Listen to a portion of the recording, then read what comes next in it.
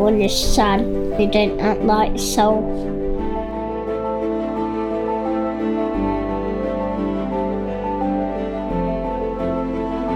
You gotta think of everything while you're writing it.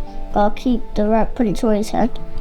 Gotta make sure capital letters. Gotta use phonics. Difficult.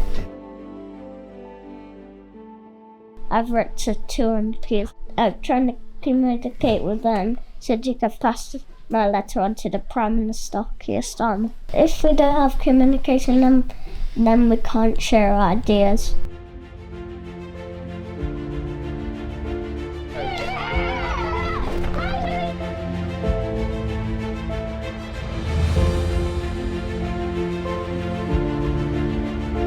When everybody comes together, they share their ideas and make it fun and happy. Hi, welcome to this podcast where we're looking at the interesting topic of literacy diagnostics, essentially getting to the heart of what children struggle with. My name's Carl, I work as an independent literacy advisor, and I'm fortunate enough to be able to go into lots and lots of schools and work with lots and lots of children in primary schools and secondary schools. Now let's start by thinking about this interesting fact. National Literacy Trust in 2024 noted that 1 in 6 adults can struggle with literacy and have poor literacy skills. 1 in 6, it really startled me really to think about that, especially when we see that that's about 7 million adults that have got poor literacy skills. Now, they didn't develop that as adults. That started when they were in school at those early stages. And essentially at that sort of start point, they were behind, and it got more and more difficult for them. So it sort of really hones in on this idea that we have to get to the heart of where those troubles lie. And that's what we mean by literacy diagnostics really, isn't it? Looking at those problems and getting to the heart of them and coming up with the best solutions to help those young people that we work with. Now, when it comes to this diagnostic and getting to the heart of it, I think the 2 key points for me are having the range of evidence, the data, the observations, and as much as possible really about that child and what they're showing or what they're struggling with. But also it's about having the expertise. If we have got the expertise, we can essentially use that knowledge base to see more and then essentially try more and hopefully be more and more successful. Now, a typical misconception I see when I work alongside colleagues, and it's totally understandable, is that there's a sense of needing to rush and get to the heart of the problem. It's totally understandable because we love working with young children and supporting them and making sure that they thrive and really move forward. So we want to respond quickly. However, let's sort of unpick that in terms of rushing things and moving along with things. We see some children struggling and we then rush to get the latest intervention or maybe create something that we think will sort that. Well, let's backtrack a little bit. Teaching reading, teaching writing, learning reading, learning writing is a complex issue. And actually, if we respond swiftly and without thinking about a range of evidence, it's going to be really, really difficult to actually hit the mark, isn't it? And I guess without the expertise as well, behind that, we might be missing a few things as well as we go along. So we know the complexities of learning to read and learning to write, and we know that actually this sort of broad approach is less likely to be successful. And I guess the key point to consider as well, if we're not successful, then we're potentially wasting 2 of the most precious commodities in school, and that's adults and time. If we don't get to the heart of the problem, we're going to invest adult support on maybe something that is not going to be impactful. We're going to try and craft out time in the timetable. Some schools even put time in after school and go beyond the timetable to try and put these interventions in. Well, actually, if we're wasting that time, then we could be better. We could be more efficient. So getting to the heart of it with the right information and the right expertise will lead to better deployment of the adults, better use of the time in terms of making a difference to their reading or writing. Priority literacy was an excellent opportunity for schools across the cities of Derby and Nottingham.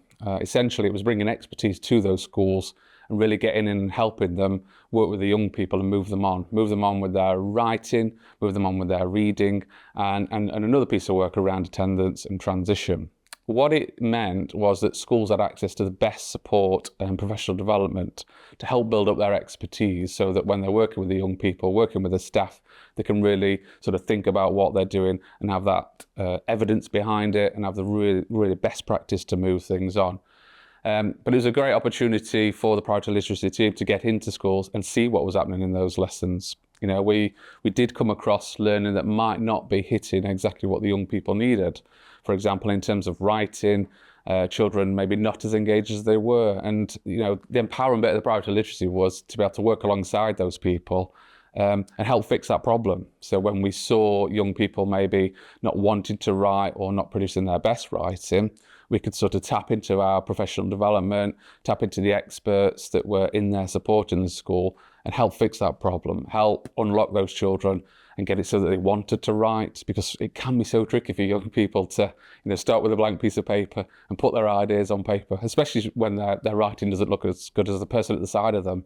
We want all children to, you know, feel proud of what they want to do, and to be able to produce things that they can then, you know, talk about and you know, and apply this. And it starts with working with the people that support them.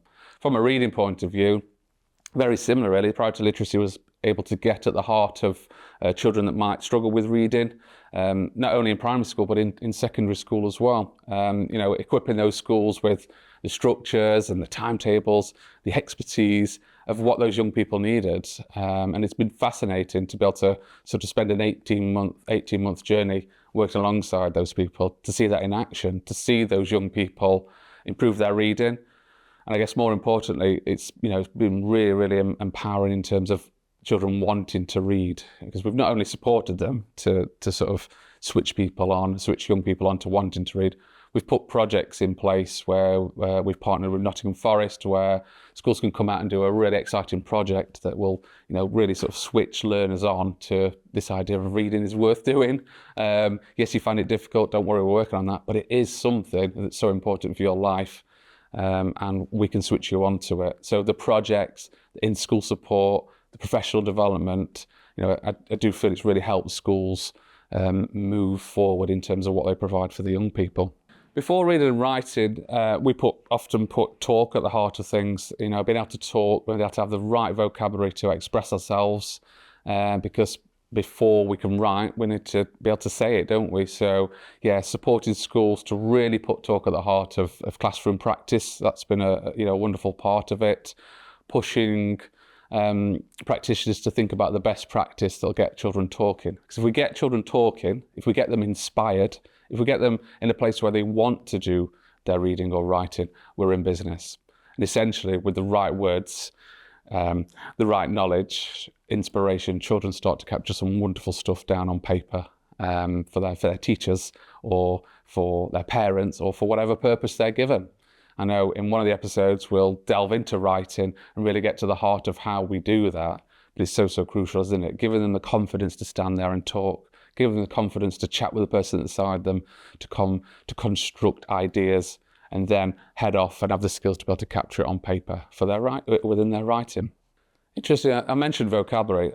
It was pretty clear from working with colleagues in school that, you know, after the COVID pandemic, that did take a hit. You know, I had numerous conversations with practitioners in school saying that children, when they join the school, have low levels of literacy and low vocabulary levels. And interesting that, you know, that does have an impact. The frustrations of a young person not being able to explain their feelings and emotions and not having the right words for that is such a challenge. But also, I guess a double hit was that, you know, in some scenarios, in some families, there was less reading taking place. A bulk of their reading might have happened in school, and that, you know, in some cases that was taken away. So that source of vocabulary, that source of language was also hit as well. So within priority literacy, it's quite interesting that in the first 6 months, we sort of picked this idea of vocabulary up as a challenge in terms of it not being a high priority in some settings, because people are, you know, busy and they're wanting to get on with the reading and writing, but actually we wanted to prioritise vocabulary. But what we felt is that schools would really value some expertise in that. So we generated a whole day's training as part of the priority offer, and signposted that to the schools. I had an excellent take-up of around 30 schools initially, and we built a day for them, unpicking the vocabulary, unpicking why children might not be able to talk as well as they should.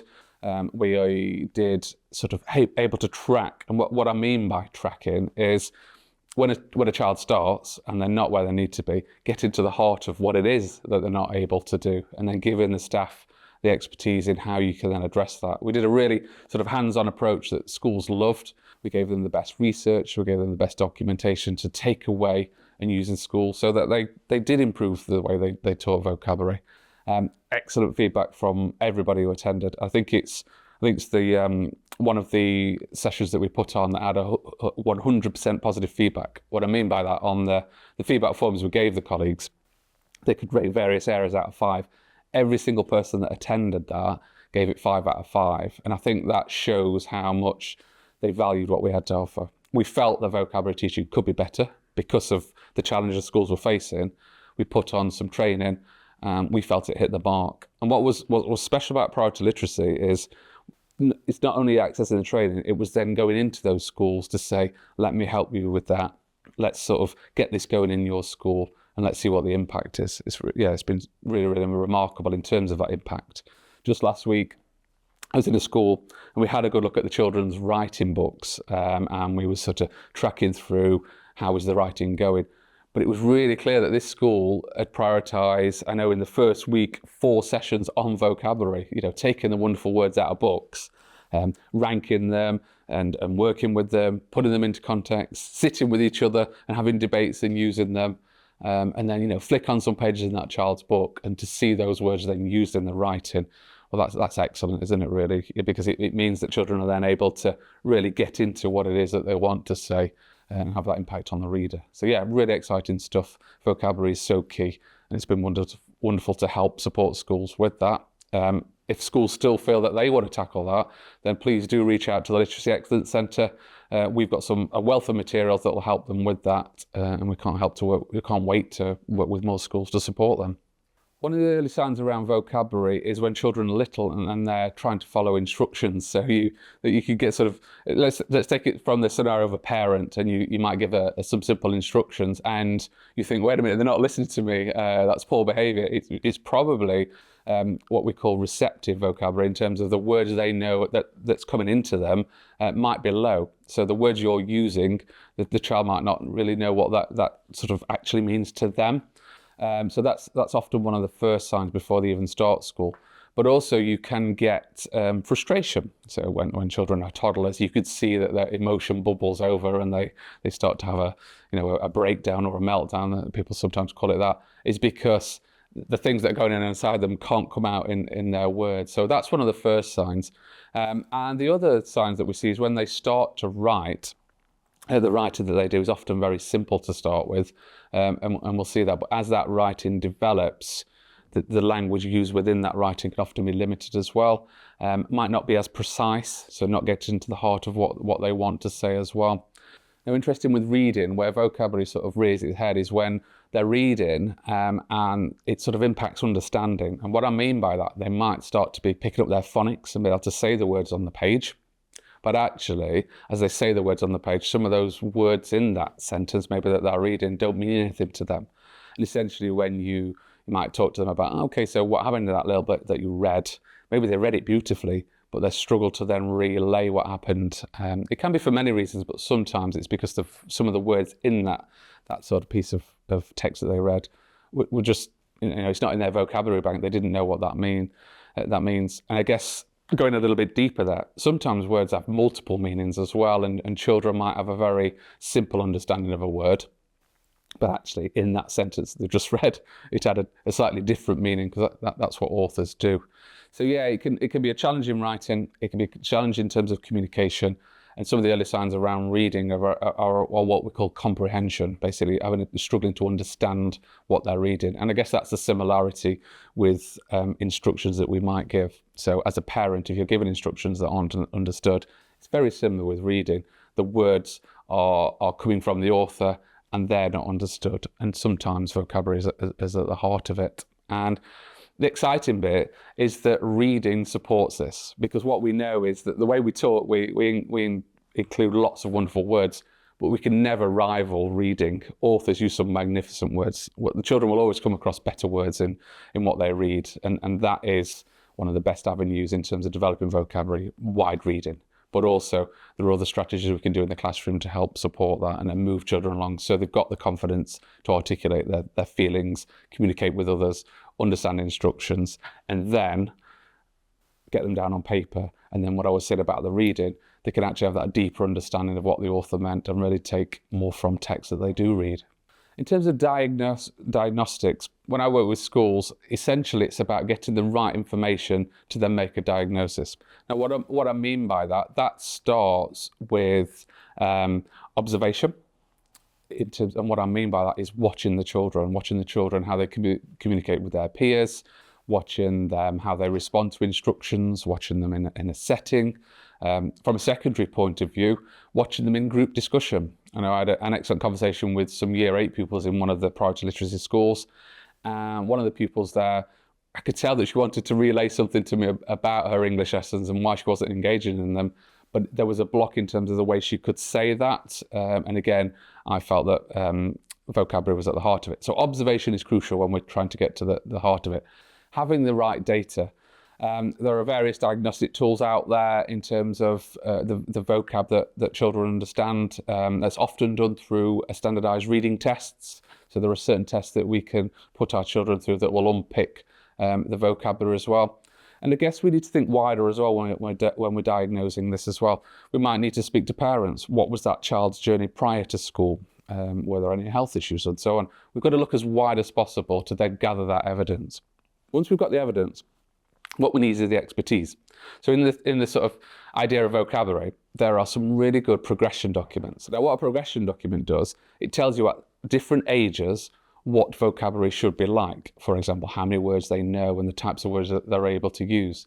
If you look at a progression document and you take the child and compare them to that progression document, you can then sort of backtrack to where they are at. And that's what we do when we're doing literacy diagnostics. We get to where they are at. So progression tool, we might have a 13-year-old, but actually their speech, their use of vocabulary, their understanding of vocabulary, remember we call that receptive, is maybe back at a 5-year-old. Great, let's meet them where they are and get to the heart of those problems. So expertise, we can use tools to support expertise. We can research, we can read as leaders, and I know I've worked with some wonderful leaders that do that.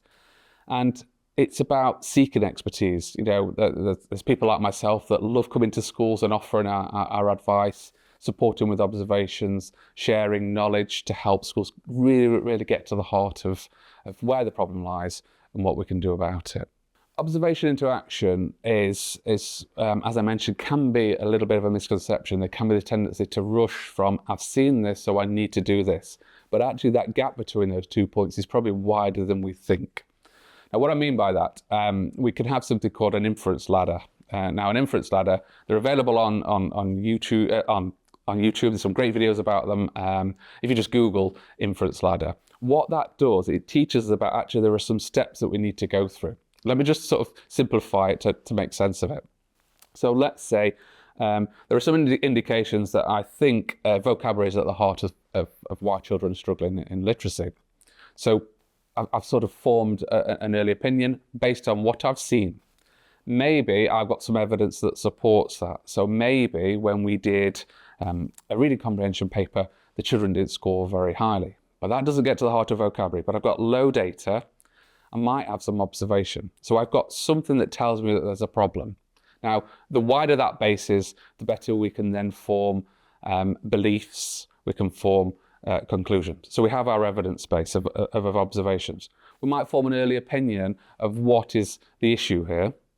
Off the back of those opinions, we might consider the knowledge, seek further knowledge to really compound that we are getting to the heart of the problem. Now, if we get to the heart of the problem, that then gives us the ingredients that we need to work with. So let's go back to what we were saying. If in terms of a problem and children, and they're just not following instructions, actually, I might have looked at some recent observations. Maybe say they're a reception child. We think about the observations. We might look at their baseline. we might have actually used a specific diagnostic test. And they are, there are so many out there that will help you get to the heart of the problem. And from that, I might have found out that actually simple instructional vocabulary is an issue. Commands, when we ask them to put something here or move something or follow, those sort of instructional bits of vocabulary could be part of the problem. Well, that gives us the bit that we then need to work on. So if we are to do what we call an intervention or target some support for that child, that's exactly what we would work on in terms of the opportunities that we would give them, or maybe a really tight focused intervention where they might go and work with an adult and build that up, because then it's getting into the heart of what they really need. Interesting. When we get this right, what we see is its impact. We'll see impact on the children's, maybe their writing, the way they're speaking, but I bet you will see impact on the child themselves and the confidence levels. The children that really do build their vocabulary, you watch them talk to their peers, you watch them articulate their ideas. Once they start to get and use these words, you get confidence because they know they're being clear. They know they're relaying exactly what's in their head across to the people that they're working with, be it their teacher, be it their peers. And I know Ambleside Primary have done some excellent work around this, really get into the heart of what it is that children need, and then sort of targeting the use of the adults, the use of the curriculum, to really get to the crux of that. And what was impressive from my point of view, who worked with that school, was to then sit with those children when they've got their books in front of them. They not only show me excellent work where the vocabulary was used, but the way they articulated themselves was really strong. And to hear some of the words that these young children were using was fascinating, because they were words that were clearly taught by the school and caught by the children during that journey. So yeah, there are multiple impacts of this when we get to the heart of it. And I'm focusing in on vocabulary, but the same is for reading and writing. That it builds children's confidence because they can see the progress they're making. I think it really builds children's confidence in their writing, because then they can see in front of them and can see that the wonderful words that they've used may be similar to their peers, or they might be different. Yeah, it's really empowering for the children.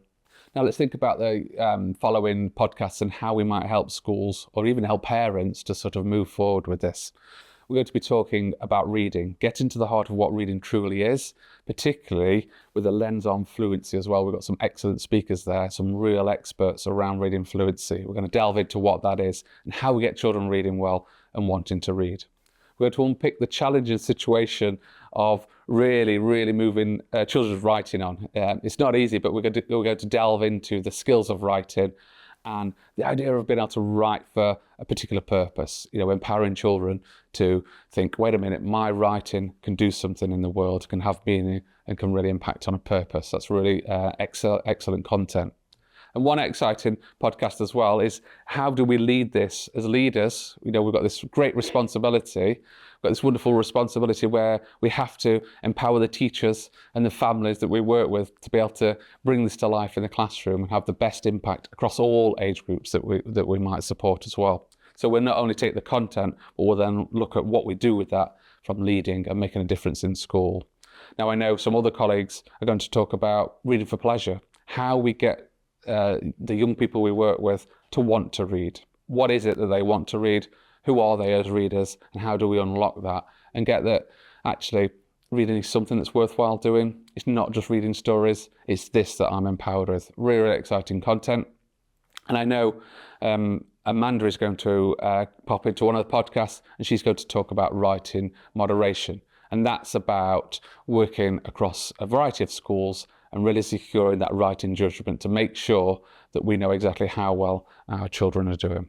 Now, I'm really lucky today because I've got two colleagues from a school that I've worked with, a fantastic school called Ambleside Primary in the Raleigh Trust. Now, these two leaders really do put data at the heart of what they do in terms of that range of evidence, and they have invested heavily in terms of their own expertise and the expertise of the adults that work with the children within their setting. Let's hear from those guys about how they get the best evidence and really build that expertise to make sure they're hitting exactly what their children need in writing. I'm Lauren Townsend. I'm a Year 6 teacher and English lead at Ambleside. I'm Amy Fielder. I'm Deputy Head Teacher at Ambleside Academy. I lead on the quality of education across the whole school. So obviously Carl was an expert coming in. We had a real focus on improving Key Stage 2 standards in writing, particularly with a lens on boys and progress. He absolutely brought in that kind of expert fine lens onto writing, in particular with the Key Stage 2 boy focus. Priority Literacy has offered a really great range of CPD for all staff. So our staff have been on focused feedback, transcriptional fluency, CPD. So Priority Literacy has been brilliant. We've had really high quality CPD across the whole school. Our TAs went on some excellent training run by Pattison, and that was they were amazing. They came back really buzzing around the offer of Priority Literacy in our school and the scheme, with a real focus on feedback and transcriptional fluency to the children. I think the work with the expert absolutely kind of gave power behind what we believed was right for our children. Validated what we were doing, definitely already. I think Priority Literacy really came at a good time for us as well, because we were just about to kind of launch the scheme that we were already doing at school, and it really did validate what we were already doing, as well as kind of offer us that expert eyes and that expert opinion on top of what we were already doing. So it was our third year where in Key Stage 1 we had sustained national standards for writing in Key Stage 1. We had a really clear formula for learning, a really great teaching sequence for writing, which we knew held our children up in terms of their handwriting, in terms of their spelling, in terms of their punctuation. And we really believed that all of that rehearse and immerse and that oracy behind the writing was successful. We had new leadership into Key Stage 2, and we had a focus of boys that needed more. And we absolutely believed and had that clear curriculum intent for writing, but needed then to implement it across the school. With the Priority Literacy, it absolutely empowered what we were doing and validated what we were saying was correct, because it was backed by the DFE. It just kind of supercharged what we were already doing. I mean, if we think about our standards in Key Stage 2 before that, in 2022, we were 38% in Key Stage 2, which is not acceptable that we're having children that are leaving our school. Only 38% of them are at age-related expectations in writing. So I think for us to have Priority Literacy on board to help us sort of launch a scheme that we were really passionate about, that had already worked in year 2 lower down the school, to launch that school-wide and have those expert eyes on it, it's been perfect for our school and exactly what we've needed to become amazing in writing. By the end of that journey, I mean, in last year we got 72% at the expected standard, so that shows a significant improvement, and with a really rigorous implementation of the project on the impact and on outcomes for our pupils. So obviously when we're talking about the scheme that we've had in Key Stage 1 that we've already had real success with, is exactly what Carl was talking about in terms of that being underpinned for the talk being at the heart of writing. We know that when children can't express their ideas, then they're not going to be able to put them down on paper. And that was where, also feeding in from the diagnostic side of it, that's where children were having problems at Ambleside. They can't convert that spoken word, put it down on paper. And actually that's the importance of what we needed to fix at Ambleside. So when we were developing our scheme, that was something that was so important to us, to uphold standards in writing, both in Key Stage 1 and Key Stage 2. We wanted our Key Stage 2 children to feel proud of their transcription skills. So that's their spelling, their handwriting, and their punctuation. We wanted them to feel proud, so that all children, regardless of ability, sat next to each other feeling proud of what they had achieved and what they've produced, which we absolutely have embedded in throughout the whole school now at Ambleside. And we know as well that when children cannot put their words down onto paper, we know that they can't think of their own ideas as well. That creative side of writing, that composition side, has to come after the fact that they've already learned how to spell, how to handwrite beautifully, or at least legibly, and how to use punctuation effectively to get meaning behind their writing for the reader. So that's really where our programme kind of came into development. At the heart of our programme is oracy. So that is really taking high quality model text that our staff have written for ourselves. The importance of staff writing our high quality model text for the children, rather than it just kind of being a cookie cutter style of literacy programme, is that we can kind of cater to children's own interests, and we can tailor them to exactly what children need as well. And then because we have those high quality model texts in place, what staff can then do is we do oral rehearsal with those texts. So children learn those texts off by heart, so that they're beginning to it's kind of like building their own bank, isn't it? Building their own bank of vocabulary. And we do that performance with the children every single day, the oral rehearsal of those high quality model texts, so the children have that to kind of fall back on. And it's all about scaffolding their writing. So in our scheme, we have our Ambleside Autism Training Scheme, and that's called the Rehearse and Immerse phase of our learning, sequence of learning. So our sequence, our writing unit sequences would normally fall over 3 to 4 weeks. And our approach would be able to be tailored to any style of writing that you were doing, any purpose of writing. So whether that's a diary or a story or a letter, our approach can kind of slot into those different purposes for writing. So we have 4 main stages within that. Our rehearse and immerse stage is that part, is immersing the children in that high quality model text that the teachers have written. If I'm in year 6 and I know my children really need to learn how to use dashes or semicolons, then I'll make sure I kind of shoehorn some of those into the model text. If I've got children that are really interested in dinosaurs, I'm going to make sure my diary is about somebody who's perhaps gone and met a dinosaur for a first time. So it's about making sure and tailoring that they're right for the children. The next stage is our deconstruct stage. So that would be a stage where we would specifically look at SPAG features that are in the context of what the children are doing. What I mean by SPAG features is the spelling, punctuation, and grammar. Children find it really difficult to apply those when they're out of context and they're not in the context of what they're learning about. So a really important part of our scheme was that children were learning how to apply those, but directly in the context of what they were learning about. So whether that's their diary about dinosaurs or a story or a letter to the head teacher, they're learning those features within the context of what they're doing. I think in terms of our scheme and what's really powerful is that we are really passionate at Ambleside around explicit instruction at whatever phase of learning the children are in. So how Lauren's just talked about the deconstruct phase, that is explicitly taught by the teachers. They're taught that specific skill. They work with their partner and with their teacher to have a go together, and then they have a go by themselves. So it's a really clear teaching sequence within that formula for learning, which builds our children's confidence, which makes them feel successful. The next stage would be our attempt phase. And this is something that we are so passionate about Ambleside, which we know that a lot of other schools aren't doing. The attempt phase is that focus on transcription. So it is the handwriting, the punctuation, and the spelling. And I think so often when we're thinking about writing, you jump to that creative side of writing where you're thinking about, how writing can be super different. And actually for our children, they need the time to feel supported in the fact of, and almost not have that cognitive overload for them, where they have the opportunity to practice handwriting and practice spelling and practice punctuation without the idea of feeling overloaded because they have to think of their own ideas as well on top of that. So this phase is really important to us. And actually all the children do in this phase is they rewrite the model text that they have learnt off by heart using the punctuation, the handwriting and the spelling that they've learned. And it completely reduces that kind of brain overload for those children. And we found that our most reluctant writers, because they feel so supported and because they've got that sort of mental model to fall back on, and we provide them with writing toolkits that will support with banks of vocabulary and things on them and banks of spelling to support them.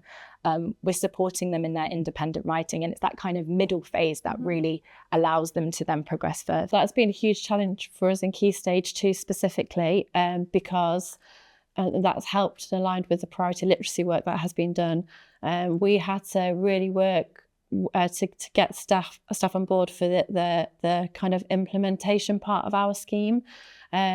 We had to prioritise, and it was a DFE priority, the handwriting, the spelling, the punctuation, and in Key Stage 2, absolutely exemplified to our staff that actually that would hold the children up and make them feel successful, and that absolutely was supported by the priority literacy and the DFE focus, and has been something that has been very powerful for our children in terms of accelerating progress for the children that have got the most progress to make. I think something that priority literacy has really supported us with as well would be the next phase of our programme. So what we were finding was, as a school, we'd kind of already come on this journey where we'd found that our children were feeling successful in doing the handwriting and the punctuation, the spelling side of writing, but what they were struggling a little bit was still that creative side. And actually where our literacy expert Carl has come in to support us with purpose for writing, he's given us so many different ideas about how we can push these children on now to not just become successful in writing texts, in the transcription side of it, but actually to become more creative writers themselves. So it's almost been like a real zoomed in focus on purpose, thinking about how we're sharing those creative ideas wider with our school community as well. So we've had our newsletter that's gone out to kind of really raise the profile of creative writing. And it's just kind of given us that zoomed in lens to really support us to push that on further. It's important for children to feel successful in their writing because it helps hook them in. If children feel like they can write beautifully and they can present their handwriting and write effortlessly, if they feel like they're good spellers, you get the buy-in from the children. They want to do well. They're Our staff are really brilliant at giving really explicit feedback around what the children have done well and what their next steps are. And that again makes them go again. It builds their confidence. It makes them feel, raises self-esteem. It comes back to them that pride in what they're doing. I mean, the writing newsletter that goes out half-termly, it's called our Sparkle and Shine writing newsletter, and it takes examples of really lovely writing that the children are doing and shares it with the sort of a wider school community.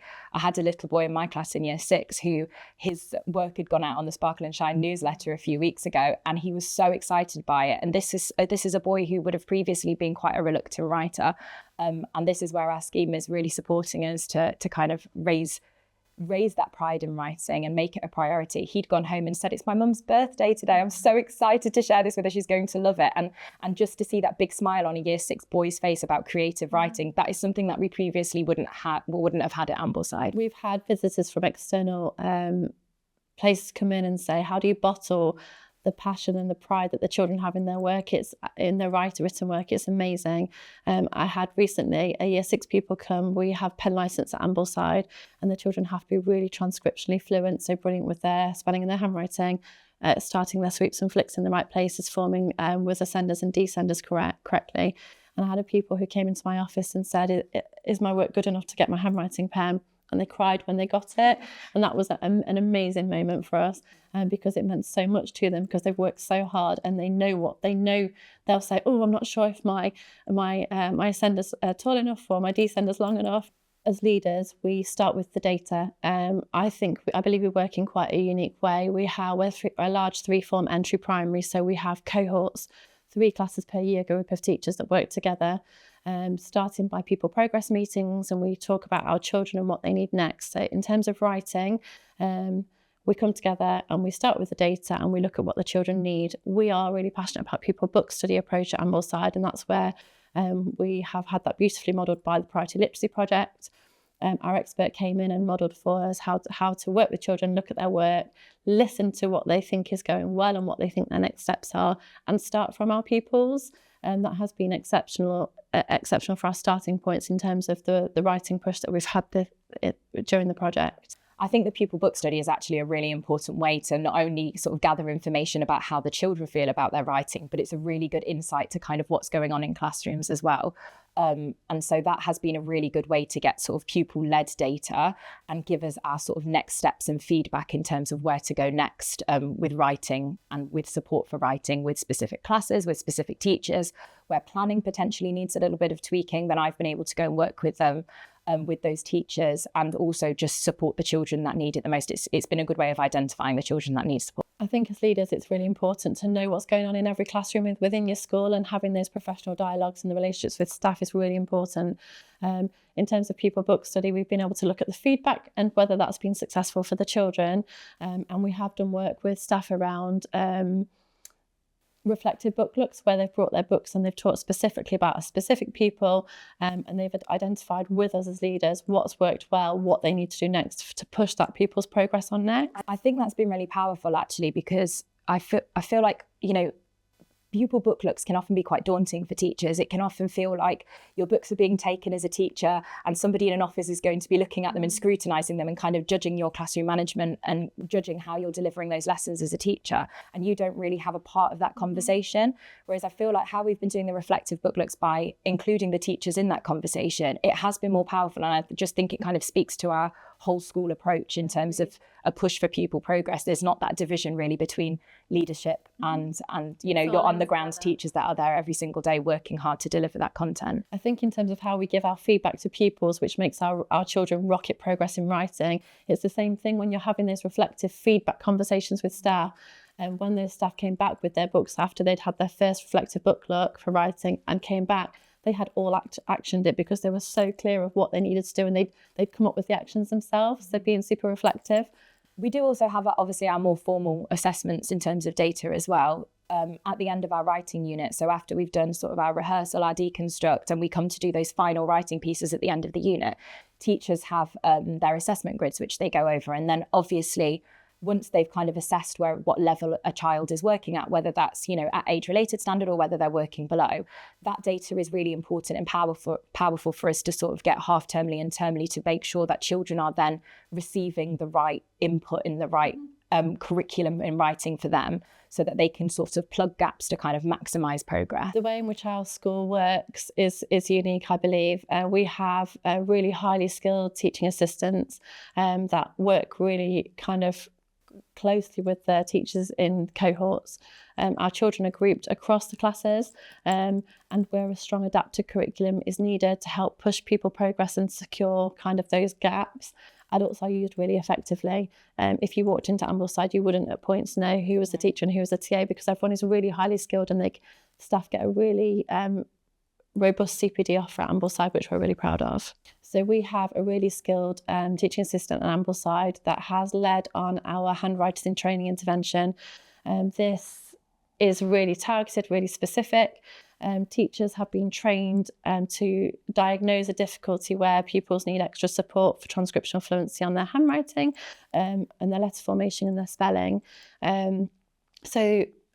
We have during pupil progress meetings, the children are selected that require extra support, and then this intervention is very closely targeted, sometimes 1-to-1, sometimes 1-to-2, maximum 1-to-3, and led by an expert teacher or TA that can give really specific feedback to the children and really clear instruction. I mean, if I just think about in year 6, so our really expert teaching assistant that's leading that intervention so far in year 6, in September, we probably had about 12 or 14 to 15 children that really, really needed that targeted intervention in handwriting. They actually were quite skilled up already with their spelling and punctuation, but their handwriting was not yet a habit. And we know it's so important for children when handwriting becomes a habit, because then they can really focus on the more creative side, the composition side of writing. We had those children that really needed that intervention. So immediately in September, because of our rigorous sort of assessment and monitoring of those children from the year before, they immediately went into an intervention with that teaching assistant. She worked 3-to-1 with some of them and 1-to-1 for those children that really needed it in the afternoons to give them that targeted support.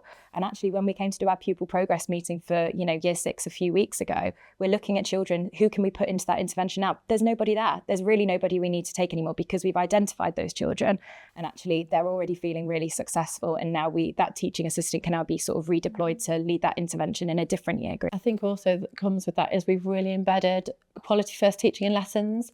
That TA, for example, is all over the lessons, dipping in, checking what the children are doing in class, making sure we know they get the right formula because of our monitoring. But actually, it has to be sustained after that intervention when the children go back into class. That is through all staff knowing the expectation, all staff understanding the handwriting training programme, and it being pulled back.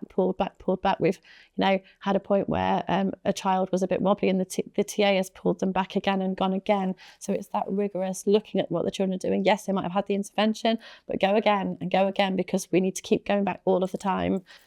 That's something we're really passionate about at Ambleside. Each year as cohorts change and staff change, you have to go again as leaders, and that's part of kind of responding to the children, responding to staff needs, and really pushing progress forward. It's everyone all in together. I think what you're saying about sort of the collaboration between all the teaching staff at Ambleside is such a huge strength of why we've been successful in writing, and why we have managed to sort of make that big jump from 38% of children achieving expected standard in writing to 72% last year. And that has only been further sort of reinforced by that additional collaboration with Priority Literacy as well. Absolutely. We've had some really creative ideas from the Priority Literacy programme. So we have embedded something called Practice the Practice, that came from working with our expert literacy lead. That's the idea that you talent spot your experts across your organisation, and they lead on showing. So as we teach our children, they show members of staff something to lead out. They then team teach together, and then they re-observe back to make sure that one thing is absolutely embedded within our school. And that has been a real credit to Priority Literacy, and has really kind of been really powerful CPD for our staff at school. I think it's about taking something small and really kind of honing in on it and perfecting it first, without trying to kind of rush and do everything all at the same time. Absolutely. Taking those small steps to kind of build staff's confidence with everything and making everyone the expert in it. But it is that collaboration, I think, that has really supported that. I think we led out on our handwriting training programme as part of an inset. We had an expert teacher lead on that, and we actually brought children in on inset to help teach whole school staff the process of handwriters in training. And we felt like because it was live in the moment feedback with children, staff really understood the process. And again, it's us as leaders dedicating time. That came through one of our expert visits from Pattison and enabled us to kind of be really creative with leadership and think, right, our staff need this, what are we going to do and how are we going to launch it? And bribe the children with lots of sweets to come in on an inset day as well. I think something that Carl always spoke to us around is, you know, we can't, if you don't know something, you can't see it. And even for us as leaders who, you know, being a writing lead myself and you being a deputy head with lots of experience being a writing lead, I think there was lots of elements that Carl could see that we couldn't see. For example, if we just think about the lines on everything. So we know with children with their handwriting, if they don't have lines to sit their handwriting on, their handwriting isn't going to be beautiful. It's just going to kind of drip down the page like that. And as we're walking around, yes, of course, our children have lined books, don't they? But we use whiteboards for interactive learning so that children are active in all moments of the lesson. So we're asking children to write on whiteboards, and then the whiteboards have no lines on them, or in some cases, if they're maths boards, they've got squares on them instead. So it's just not supporting that. I think in terms of the CPD that Priority Literacy offered, it was that expert fine-tuning. And sometimes when you're in it, you're working really hard with the children, but actually it's really great to have external eyes to zoom in on something. And Priority Literacy is absolutely supercharged CPD for us as leaders. We've been challenged with our thinking. We're very creative leaders anyway. And for example, we had lots of discussion around the patter for staff for a transcription toolkit and feedback to our children. And that came from a discussion with our literacy lead. Again, it just pushes our thinking on and makes us think about what we are doing and why we are doing it, and making us kind of more passionate about articulating that to outside people. We have led on quite a lot of CPD as a result of the Priority Literacy project to showcase Ambleside in terms of the teaching sequence for writing, the good deal our children get, the way of working of staff, and the CPD and the level of leadership that we are working at. And we've led out across lots of different schools, which we're incredibly proud of and have had the opportunity to do through Priority Literacy. At the level of CPD for whole staff, we've been really fortunate enough as part of this project to have sent all staff, every single member of staff has been on writing moderation training, which is unusual. That has built our staff confidence, ensured accuracy of assessment. It's also made everybody feel a part of it. And I think that's the huge thing, that everyone feels part of this push for progress in writing. It's not a case of, you know, just you and I have been out on this training and now we're coming back telling staff, you have to do this to improve writing. Everyone's bought into the concept that we absolutely want to push for progress in writing, and Priority Literacy has allowed us and funded us to be able to do that. You know, it's not very often where we can afford to send every single member of staff at Ambleside out onto this really high quality level of CPD, but we have been able to do that with the programme. So our advice is to take the Priority Literacy support. We were quite sceptical at the start of this, because actually when you're given something and told you have to be part of a programme, you know, you have questions. Is it going to be high quality CPD? Are we going to be told what to do and how to do it? Absolutely not. The creativity that's come through our professional dialogues with the literacy people has been amazing. The level of CPD, everything that we've been on has inspired us to do something different, and that has supercharged our offer at Ambleside. We were really, really passionate about the Reading Fluency project, which we have taken so much away from and have refined, and have had the permission and creativity to do so with our lead. No, absolutely. Even though reading wasn't our focus necessarily for our expert that came in to support us, the Reading Fluency project has been something that Priority Literacy has offered that has completely changed how we teach reading and writing actually at Ambleside. Even just the small things like children using a tracking finger to make sure they're following along every single word when they're reading, the echo reading, that oral repetition. I mean, talking about children having huge gaps in vocabulary, that is something that has hugely supported that and backed up with oracy. Reading with prosody, I've been listening to Year 6 children who are trying to pull over the line this year, and I can hear it. It is being embedded, and that is from the project. We have done lots of parent workshops at Ambleside, and we have raised, through the Priority Literacy, raised parent understanding of how to help with teaching writing at home. We've had Lauren's led on lots of workshops for parents. We have sent out newsletters to show off the progress that children have made. We have parents in for Stay and Learns, and I feel like because our children are so proud of what they're producing and they're talking positively at home, our parents are absolutely on board with with kind of the changes that have been made. Yeah, I think that writing is actually the hardest thing for a parent to support at home. I think reading, you get sent home your reading text and your questions, parents can support with that. With maths, although the methods might be different, you can support with the maths, whereas writing, I think, is the most difficult thing for parents at home to support with. So I think us doing the parent workshops has really helped, and having that sort of the backup from priority literacy to say, yes, talk for writing is a huge part. The oral rehearsal, having speaking at the heart of it, has really helped. So us sending home those high quality model texts of what a good diary should look like, that the children are then learning off by heart, that's a really simple thing that a parent can do at home with a child, is to practice that oral rehearsal of that text with actions and get the children engaged about it. Because when that children have kind of stored that model text and have it as a new bank of vocabulary in their head, that's something then that will support them even further in their writing. Children have been really confident because they have been explicitly taught that model text in class.